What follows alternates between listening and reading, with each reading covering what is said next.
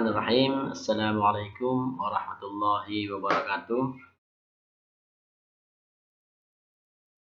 Good afternoon, everybody.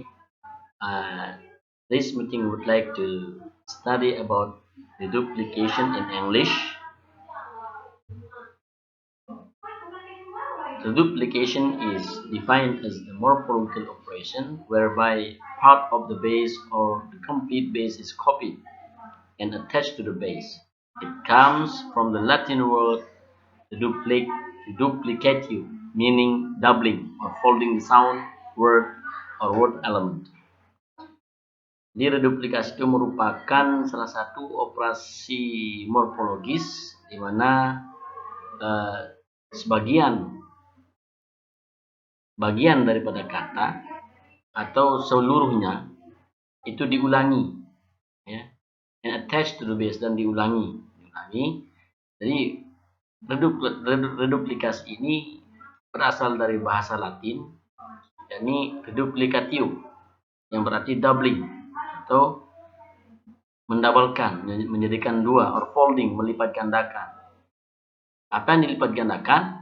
Yaitu berupa soundnya, ataukah kata itu sendiri, ataukah elemen daripada kata itu sendiri.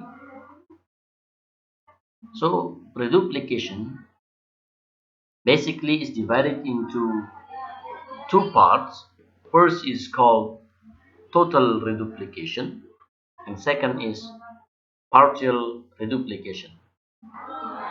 Jadi secara umum reduplikasi ini dibagi menjadi dua, yakni ada total reduplication dan partial reduplication. Total reduplikasi ini merupakan pengulangan secara utuh kata tersebut. Ya, misalkan ada 50-50 dalam bahasa Inggris, ada yam-yam. Ini yam-yam ini maksudnya menikmati suatu makanan. Ada wiwi, ini semua diulangi secara menyeluruh, jadi tidak ada satupun yang tertinggal. Ini. Nah, kalau partial reduplication itu pengulangan sebagian, ini maksudnya ada sebagian dari kata itu yang diulangi. Contohnya ada sing song. Nah, i ini berubah menjadi o. Ada ding dong, ada willy nilly. Nah, ini dimaksud dengan pengulangan sebagian atau partial reduplication in English. Nah, reduplication is not a productive morphological process, and it is confined to a particular context and situation. Tetapi pada dasarnya reduplikasi ini tidak termasuk dalam proses morfologis yang produktif, dan dia biasanya bergantung pada situasi tertentu atau konteks-konteks tertentu. Nah, partial reduplication ini juga dibagi menjadi dua. Ada ablaut, atau disebut dengan vocalic change. Ada juga rhyme motivated. Nah, ini juga yang disebut dengan consonant change, ya. Contohnya yang vocalic change, ada drink jadi drank, perubahan dari i ke a. Ada long jadi length, o ke e. Ada ding dong jadi i ke o. Nah, ini contoh partial reduplication yang ablaut, vocalic change. Nah, rhyme motivated ini atau consonant change ini, misalkan willy nilly jadi w dari w ke n, walkie talkie jadi w ke n. Nah, ini contohnya.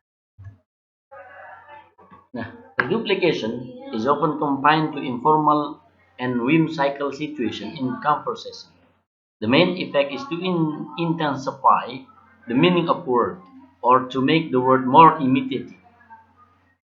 Jadi reduplikasi ini biasanya itu tergantung pada situasi, ya, situasi dalam sebuah percakapan, dan dia bertujuan untuk menegaskan makna daripada kata tersebut, ya, to make the word more imitative. Ya, misalkan penegasan di sini bisa menjadi plurality atau menjadi makna yang lebih kuat, ya. Itu fungsi daripada reduplikasi ini. Nah, konteksnya bisa dicontohkan seperti ini. Occasional borrowing. Nah, misalkan hilang-hilang. Ya, ini konteks dan situasinya. Jadi hilang-hilang ini merupakan kata pinjaman daripada kata yang ada di Malaysia. Malaysian tree, ini hilang-hilang. Ya, ini menjadi hilang-hilang dalam bahasa Inggris karena memang dalam bahasa Inggris ini tidak ada. Ya. Terus ada juga konteksnya atau situasinya phonetically suggestive words. Ya. Contohnya mismatch, title-tattle. Ini ketika dalam keadaan informal atau sedang bercanda tawa. Mismatch, title-tattle. Ada juga situasinya ketika kita berempati. Misalkan it's a no-no. Nah, ini maksudnya definitely not to be done. Nah, ini maksudnya no-no di sini ini merupakan reduplikasi, maknanya definitely not to be done. Di emphatic repetition, ini situasinya. In Creole, Creole ini merupakan bahasa campuran dari berbagai macam bahasa. Misalkan ya, contohnya look. Ini artinya to stare yang berasal dari bahasa Inggris look. Terus ada lagi sing. Nah, ini sing ini artinya festival. Dia berasal dari kata Inggris yaitu sing. Nah, ketika direduplikasi menjadi sing. Nah, artinya beda lagi menjadi festival. Nah, ini situasi-situasi yang atau konteks-konteks yang ada dalam penggunaan reduplikasi.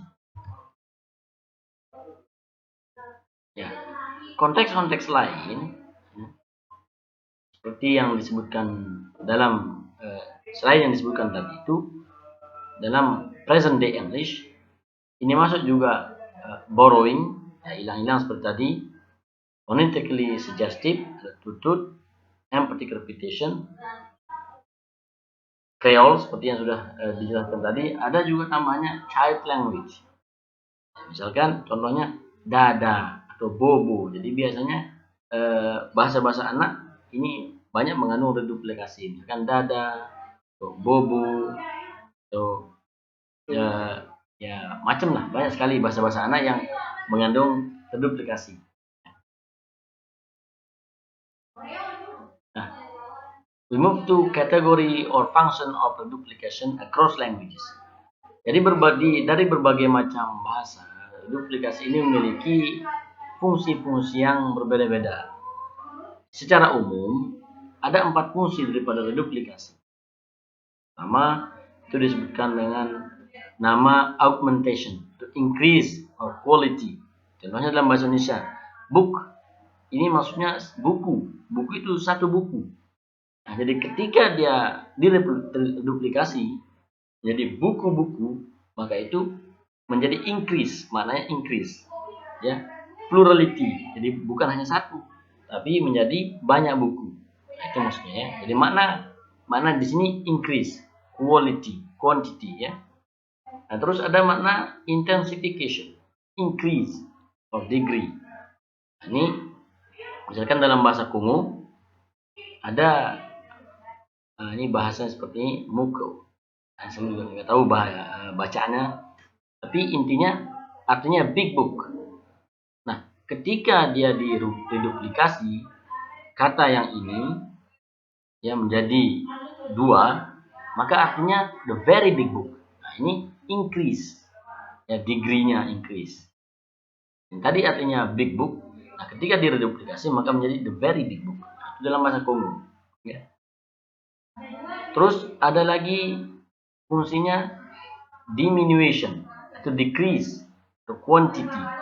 Nah, misalkan dalam bahasa Indonesia ada anak, ya anak.